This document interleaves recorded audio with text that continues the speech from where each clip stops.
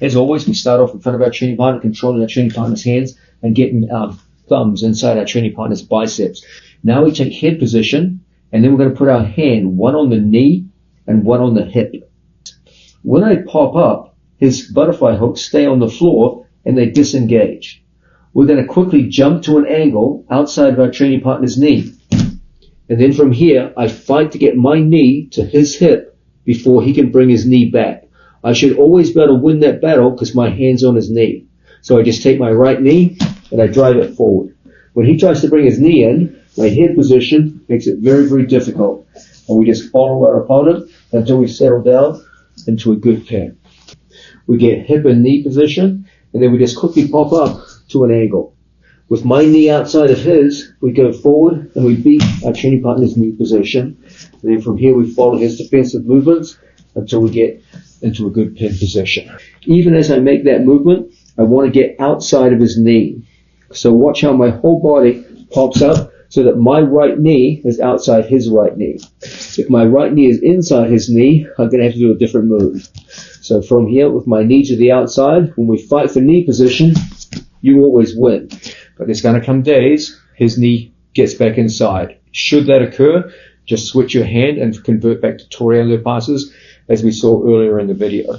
If I go across and his knee beats mine and comes in front, just replace it with your hand.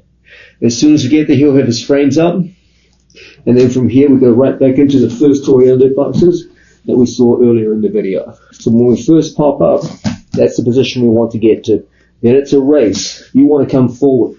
But if we lose that race, no problem. We just bring our head down, and then from here, we go right back into that original Toriano pass that we first saw. Okay? Now, another obvious question here is, well, what if I jump up or pop up, but I can't get my knee outside his knee? That could easily happen, right? Should that happen, switch off to a knee cut.